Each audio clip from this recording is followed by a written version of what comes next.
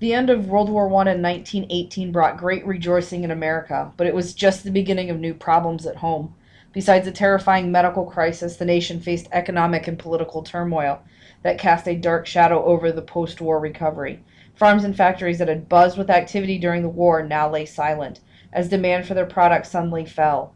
In the slowing economy, returning soldiers had difficulty finding jobs, and people began to realize that in many ways they had traded a painful war for a troubling peace.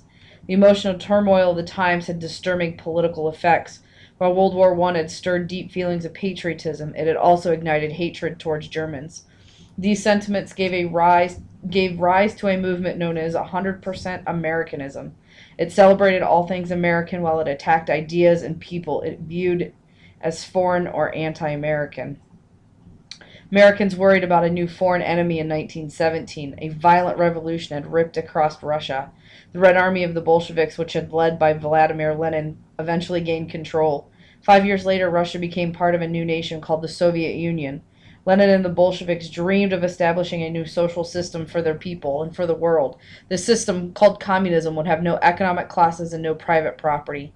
Lenin believed all people should share equally in society's wealth. Many Americans were baffled and frightened by communism. The Soviets called for the overthrow of capitalism, but most Americans embraced the ideals of capitalism. Including the freedom to own property, they valued the opportunity to better themselves by hard work or ingenuity. Lenin predicted that communism would inspire workers throughout the world to rise up and crush capitalism. To some Americans, the threat seemed more ominous than the traditional conflicts of the past. Throughout World War I, the American public had focused its fear and hatred on the Hun. Now public anxiety became fixed on a new target: communists and others who held radical ideas. They were known as Reds.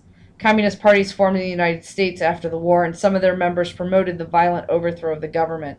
In fact, radicals may have played a role in a 1919 plot in which bombs were mailed to government officials.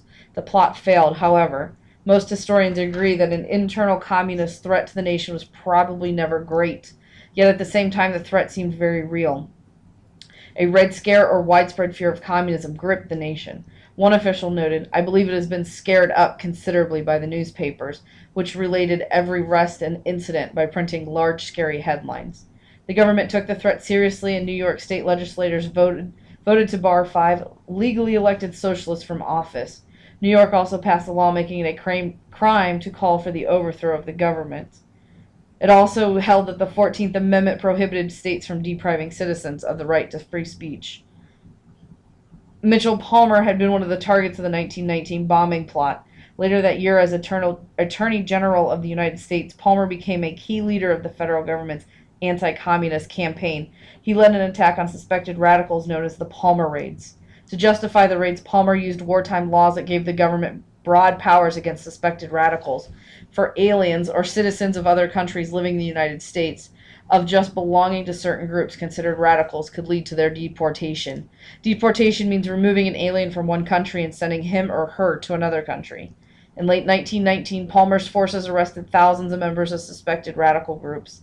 In December 1919, a vessel named the Budford set sail carrying nearly 250 aliens who had been deported. Many Americans cheered Palmer's actions. Said Leonard Woot, a Republican leader, "I believe that we should place them all on ships of stone with sails of lead." In time, the Red Scare died down, and it became clear that predictions about the radical threat to the country were not coming true. At the same time, communist movements in Germany and Hungary were failing. These failures dampened fears of worldwide revolution. The nation's anxiety was reduced, but it was not eliminated.